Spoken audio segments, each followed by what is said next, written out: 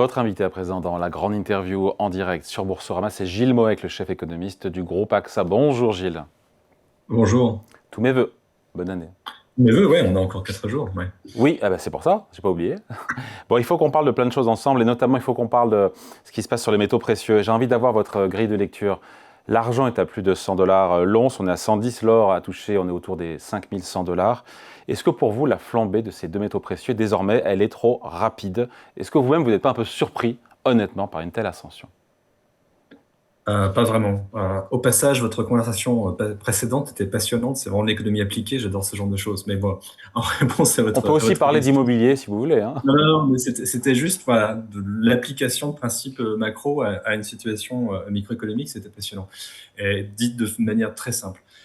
Sur les métaux précieux, c'est toujours très compliqué d'avoir un avis sur la valorisation de ce type d'actifs, mais ça ne me surprend pas complètement ce qui est en train de se passer. Pour plusieurs raisons. La première, c'est que on est quand même dans une situation où ce sont les investisseurs d'e-retail, hein, vous et moi, des investisseurs individuels, qui aujourd'hui poussent énormément le prix des métaux précieux vers le haut. C'est assez évident quand vous regardez par exemple les flux d'investissement dans ce qu'on appelle l'or papier, hein, dans des ETF par exemple, qui sont investis en métaux précieux. Ça n'est pas nécessairement déterminé par des grands investisseurs institutionnels. Et pourquoi est-ce que ce sont des investisseurs plutôt individuels qui poussent à la hausse? Il n'y a pas vraiment de secret parce qu'il y a une inquiétude généralisée, il y a une inquiétude autour de l'inflation, il y a une inquiétude sur la valeur de la monnaie, qui tient par exemple au fait qu'on a quelques doutes sur l'orientation de la politique de la Fed après le départ de Powell. On a par exemple au Japon un vrai conflit qui s'annonce entre politique monétaire et politique budgétaire, et le tout dans un contexte géopolitique qu'on n'a pas nécessairement besoin de Et décrire. pardon Gilles, mais vous pensez vraiment que les particuliers français ou italiens se posent ces questions-là? Se disent, oh là, dis donc, Oui. conflit entre politique budgétaire et monétaire au Japon? Ceux qui ont les moyens d'investir dans l'or, oui. C'est pas tous les ménages qui ont les D'accord. moyens d'investir dans l'or. Et je pense que là, on a une réponse à une espèce d'inquiétude un peu générique. Alors, c'est pas nécessairement extraordinairement sophistiqué, mais on est dans une phase où les certitudes habituelles sur l'orientation des monnaies classiques ne sont pas complètement ancrées. C'est moins évident, je crois, dans le cas européen. Dans le cas européen, on a une BCE indépendante sur lequel il y a absolument aucun débat. Je pense que c'est très compliqué d'expliquer qu'on est à risque de debasement, pour utiliser un terme anglais, dans le cas de l'euro. Je pense que voilà, il y a une espèce d'inquiétude Et puis générique. inquiétude aussi liée à la politique de l'administration Trump aussi, Ouais. erratique, beaucoup de volte-face, d'incertitude, de revirement géopolitique. C'est ça aussi? Il y a un effet vraiment, il y a un effet Trump sur l'or? Il y a un effet d'inquiétude générale, une situation géopolitique qui est difficile à lire, voilà, de certitude qui sont en train de s'écrouler sur le fonctionnement de l'Alliance Atlantique, par exemple. Enfin, on s'habitue. C'est assez curieux d'ailleurs. Moi-même, je me dédouble. C'est-à-dire que quand j'écris mes papiers sur la situation macro-internationale, parfois j'ai l'impression d'être en train d'écrire un mauvais roman dystopique qui aurait été écrit dans les années 90. Je me suis retrouvé dimanche dernier à écrire sur le référendum d'indépendance dans la province de l'Alberta au Canada, où les souverainistes sont financés par des mouvements MAGA aux États-Unis. C'est réel, c'est factuel, mais voilà de quoi on parle aujourd'hui. Donc que tout cela suscite une espèce d'inquiétude généralisée ne me semble pas complètement étonnant. Et donc si l'or est là où il est aujourd'hui, 5100 dollars l'once, c'est du fait des particuliers du monde entier, notamment. En tout cas, pour l'instant, on n'a pas d'évolution claire, par exemple des achats des banques centrales. Parce qu'on De entend ce qu'on toujours l'argument structurel, ce sont les banques centrales qui achètent pour être moins dépendantes des bons du Trésor américain, diversifier leurs avoirs, se dédollariser, moins dépendantes du dollar. Banques centrales notamment émergentes, on a des chiffres, 1000 tonnes par an. Les banques centrales ont ajouté à leurs réserves entre 2022 et 2024 beaucoup plus, le double de ce qu'on avait dans les années 2010. Mais cet argument, on l'entend tout le temps, c'est pas le On seul, hein. l'entend tout le temps. On l'entend tout le temps, donc c'est pas ce qui peut provoquer la dernière flambée du prix de l'or. Et la dédollarisation, il faut faire très attention à ce dont on parle, parce que pour l'instant, il n'y a pas de signaux très nets de sortie massive des investisseurs internationaux du marché obligataire américain. On a eu quelques signaux un peu inquiétants au printemps de l'année dernière. On voyait que les flux commençaient à fléchir. On voyait par exemple que la participation des étrangers aux enchères réalisées par le Trésor américain pour vendre ces obligations. On voyait que cette participation baissait, elle ne s'est pas écroulée, et pour l'instant, on n'a pas le sentiment qu'il y ait de sortie massive. Sinon, Des le bilan actifs en américain, dollars, des actifs en dollars au sens large d'ailleurs, hein. Il n'y a pas au sens aujourd'hui large, une volonté des institutions internationaux étrangers de moins s'intéresser aux actifs en dollars, quels qu'ils soient, obligations, dollars, actions ou autres. c'est pour ça que la discussion de la semaine dernière a été très intéressante, parce que lorsque a commencé à fleurir cette idée que les investisseurs européens allaient peut-être se mettre à vendre des actifs en dollars en réponse à la crise groenlandaise, là on a vu tout d'un coup une inquiétude assez claire se manifester, mais elle se manifestait précisément parce que jusqu'à présent, il n'y a pas de signaux d'un désengagement massif des investisseurs institutionnels. Donc oui, je pense que c'est quand même un mouvement, je suis désolé, mon français me fait défaut, mais grassroots, enfin un mouvement un peu spontané, surtout de petits investisseurs. Alors qu'il y ait par ailleurs des mouvements sur l'or de pays qui sont dans le collimateur américain, probablement. Est-ce que ce sont des masses suffisantes pour faire bouger le marché à elles seules? Je ne crois pas.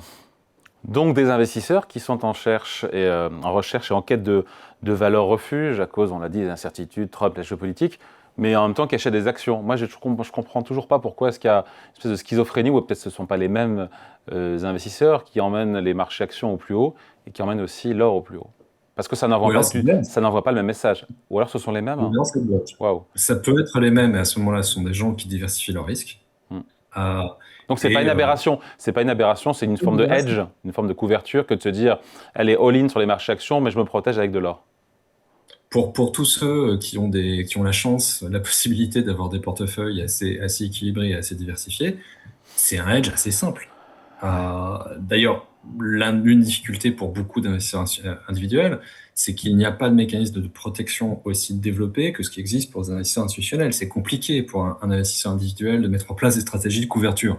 Une stratégie de couverture simple, entre guillemets, c'est d'acheter de l'or. Donc oui, on peut être à la fois long equity avec un scénario central à 80% où les choses se passent bien, et avoir une poche en or au cas où les 10-20% de probabilité de quelque chose de très très agréable se manifestent. Et puis après, il y a les effets d'emballement, comme d'habitude, comme l'or a beaucoup monté, les gens commencent à regarder, ça l'intéresse, et on a une poussée vers ça. Mais voilà, c'est pas irrationnel d'avoir de On peut l'or. encore être acheteur, Gilles Morec, on peut encore être acheteur de l'or avec un cours à 5100 $ et après 88% de hausse sur un an.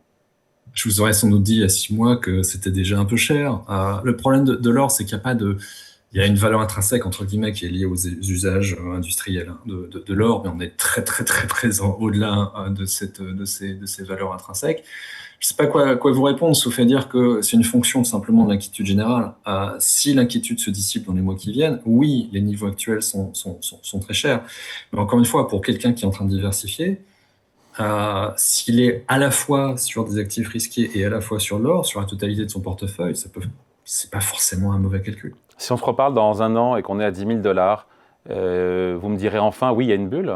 Mon point, c'est de se dire à partir de quel moment, parce que sur les actions, on a un PER, surtout les actifs financiers, il y a des ratios, cours sur bénéfices, etc., où on se dit, là, on s'écarte de la moyenne historique, c'est justifié ou pas. Mais là, en fait, comment on fait pour savoir à partir de quel niveau, dans l'absolu, du cours de l'or, on se dit, là, il y a une bulle?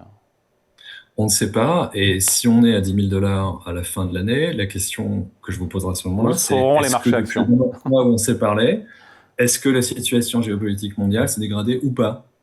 Si elle ne s'est pas dégradée et qu'on est à 10 000, oui, on pourra peut-être se poser des questions. Ou par exemple, est-ce que le gouverneur de la Fed est quelqu'un qui va être, entre guillemets, respectueux de l'orientation habituelle de la Fed?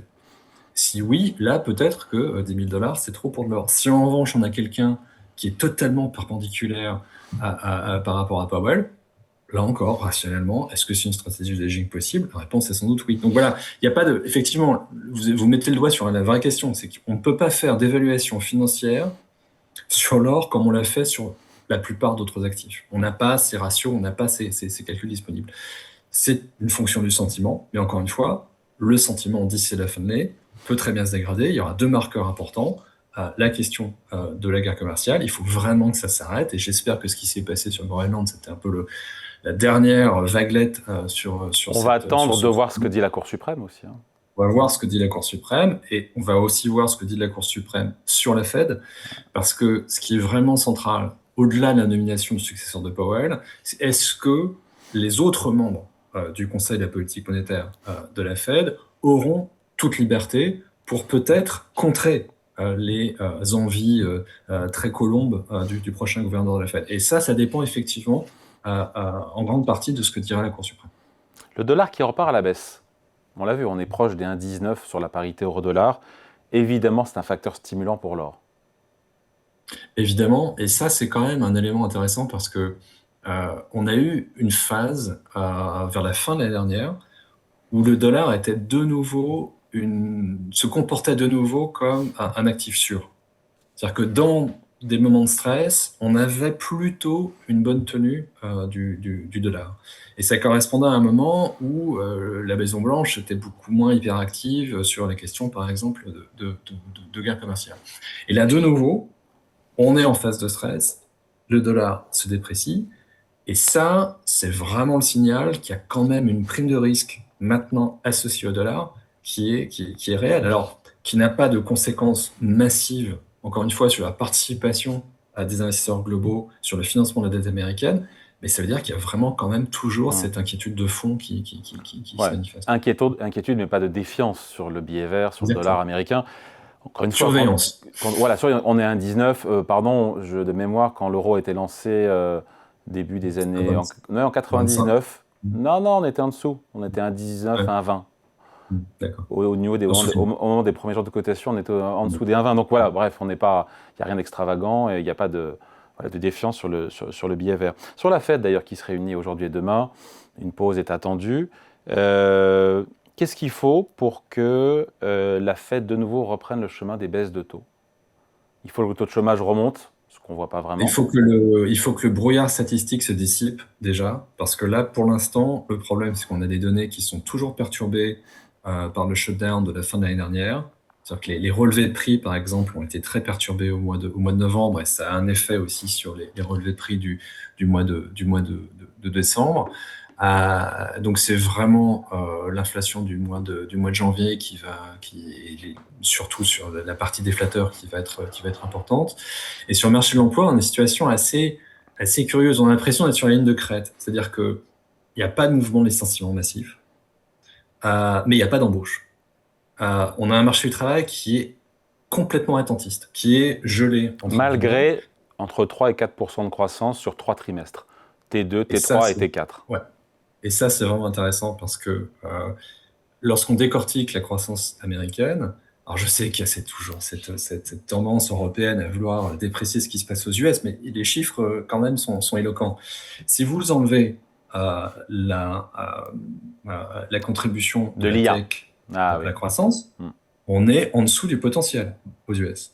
Donc ça permet déjà de comprendre un peu pourquoi dans l'économie traditionnelle, entre guillemets, l'emploi ne se porte pas très bien. On a une croissance en fait assez médiocre. Et dans le secteur de l'IA, enfin le secteur de la tech en général, ce qui est frappant, c'est que c'est un secteur qui détruit l'emploi depuis un an. Et voilà, donc du point de vue de la Fed, on a vraiment une situation assez compliquée dans laquelle on a une croissance très forte. On n'a pas envie de baisser les taux. D'autant plus que l'inflation, quoi qu'on en dise, pour l'instant, reste au-dessus de l'objectif. Mais du côté du marché de l'emploi, l'expression qui me vient, c'est ça se fissure un peu, ça cracote, mais c'est pas clair. Il n'y a pas vraiment de dégradation massive qui permettrait vraiment d'appuyer sur le bouton et de baisser les taux. Donc voilà, il faut que ce brouillard-là se dissipe, il faut savoir de quel côté le marché de l'emploi tombe. Ouais, avec une Fed qui se réunit dans un contexte qui est hyper tendu.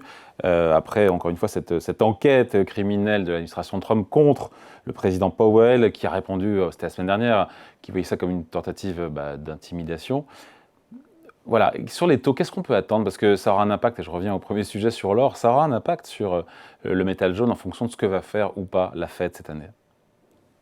Oui, enfin, la Fed pour l'instant ce qui est très clair, c'est qu'on a une minorité importante de membres du FOMC qui ne veulent pas baisser les taux et qui d'ailleurs considèrent que la baisse des taux du mois de décembre était une erreur. Et ce qui est intéressant, c'est que vous savez qu'il y a des rotations au sein du conseil de la Fed, et les gens qui vont avoir le droit de vote en 2026, en moyenne, sont plutôt plus durs que ceux qui votaient en 2025. Donc ça va plutôt vers une résistance à la baisse des taux. Mais ce qu'on ne sait pas, c'est quel va être l'impact de la nomination de quelqu'un qui sera beaucoup plus dovish, Colombe, au mois de mai. Et comment la Fed va réagir à ça? Moi, l'hypothèse que je fais, c'est que la Fed va reprendre le chemin de la baisse des taux, parce que mon scénario central, c'est quand même que sur le marché de l'emploi, les choses vont continuer à se dégrader suffisamment pour justifier une baisse de taux, mais qu'elle s'arrêtera et qu'elle ne baissera pas les taux en deçà de 3%. Pourquoi? Parce que 3%, c'est probablement la fourchette basse pour ce qu'on peut considérer comme étant le taux neutre aux États-Unis. Donc ça fait 3 baisses de taux de 25 points de base. Ouais, ça fait 3 baisses de taux. À partir de quand? Même 3 À partir de quand? Probablement à partir de mars, une fois que, encore une fois, ce brouillard aura commencé à se dissiper sur les données. Mais c'est quand même important, si j'ai raison et que la Fed ne veut pas aller véritablement en territoire accommodant, ça veut dire aussi que sur les taux longs, on risque d'avoir une résistance. Et je pense que ce qui se passe là est au moins aussi intéressant. C'est-à-dire que on a des taux d'intérêt à 10 ans qui se maintiennent maintenant de manière assez claire au-dessus de 4%. On se promène entre 4,10 et 4,25. Je pense que c'est cohérent avec une Fed qui, en fait, n'a pas envie d'aller trop en territoire accommodant. Et puis, le point qu'il faut jamais oublier, qu'il faut marteler, la politique budgétaire américaine est incroyablement expansionniste. Et peut-être qu'elle le sera encore plus si la Cour suprême déjuge Trump. Et on est en élection aussi de midterm. Si Donald Trump, il y a ce chèque de $2 000 pour les ménages américains, possiblement il pourra en faire plus pour inverser la tendance quand on voit les sondages aujourd'hui qui ne le mettent pas en bonne posture. Je pense que ça va être une tentation pour la Maison-Blanche. La difficulté pour la Maison-Blanche, ça va être de réussir à convaincre une majorité, enfin le groupe parlementaire républicain au Congrès, lequel groupe parlementaire m'a l'air d'être un peu plus rétif depuis quelques semaines qu'il ne l'a été jusqu'à présent. On a vu des dissidences, par exemple, sur le vote sur le Venezuela. On a eu des dissidences sur la question du Groenland. Il faut jamais oublier que dans le groupe parlementaire républicain aujourd'hui au Congrès, on a beaucoup de gens qui étaient très hostiles à la dégradation supplémentaire des déficits, qui sont des libéraux au sens, des néolibéraux au sens où on l'entend en Europe, qui ont accepté avec beaucoup de réticence un budget très expansif à l'été 2025. Je suis pas sûr qu'ils soient prêts à l'accepter à l'été 2026, mais est-ce qu'il y aura tentation pour l'administration Trump de le faire? Probablement, oui. On est déjà à 7% de déficit public aux États-Unis. On sera entre 6 et 7, probablement en 2026. Et lorsqu'on regarde les projections du CBO, qui est un organisme indépendant qui travaille pour le Congrès, on se promène doucement, si rien n'est fait, vers une dette publique américaine de 160% du PIB d'ici 2050. Il y a une vraie question. Et la semaine dernière, j'étais à Davos, il y avait beaucoup de discussions entre Européens et Américains, vous pouvez imaginer l'atmosphère. Et un des points qu'on pouvait quand même amener dans la discussion, c'était que lorsque vous regardez les chiffres agrégés, la dette publique américaine, aujourd'hui en pourcentage du PIB, est plus élevée que la dette publique de la zone euro. On a des lorgnons français en la matière parce que notre propre dette publique, elle, n'est pas vraiment sous contrôle en ce moment. Mais si on regarde la zone euro dans son ensemble, aujourd'hui, la zone euro est dans une position budgétaire plus favorable que les US. Mais largement, largement. Juste en 30 secondes avant de se quitter, Gilles, Donald Trump, il regarde quoi sur la séquence du Groenland? Est-ce qu'il regarde plus Wall Street ou regarde plus les taux souverains américains, les obligations du Trésor à 10 ans? Je pense qu'il regarde plutôt Wall Street quand même. En tout cas, historiquement, c'est comme ça qu'il a réagi. Je pense qu'il regarde aussi beaucoup les sondages et, encore une fois, les fissures au sein du bloc républicain. C'était quand même très, très frappant. Lorsque vous regardez les sondages aux États-Unis, l'opinion publique ne l'a pas du tout suivi sur la question groenlandaise. Et un point qui me paraît important, et je pense qu'on n'en discute pas suffisamment en Europe, et je pense que ça explique en grande partie son revirement la semaine dernière, c'est que les ménages américains sont très, très, très pessimistes en ce moment. C'est vraiment très frappant. Il y a une enquête de la Banque fédérale de New York qui, chaque mois, demande à un échantillon de ménages américains, si vous perdez votre emploi, euh, comment évaluez-vous la probabilité à en retrouver un dans 3 mois? Je trouve que c'est une question assez intéressante. Ça donne une bonne image du degré de stress, en fait, des gens. Et là, on est à le niveau le plus bas depuis le début de la pandémie. C'est-à-dire que les chiffres là du mois de décembre dans l'enquête sont les chiffres les plus bas depuis le début de la pandémie. Donc on a une économie américaine qui va bien entre guillemets quand vous regardez le PIB agrégé, mais on a un marché de l'emploi qui est gelé et on a des ménages qui sont très stressés. Si en plus vous leur parlez de la possibilité d'en rajouter une couche sur les tarifs à l'occasion d'une crise sur le Groenland, là les élections midterm vont être quand même très compliquées. Allez, merci beaucoup. Entretien donc avec Gilles Moec, le chef économiste du groupe AXA. Merci, à bientôt et bonne journée.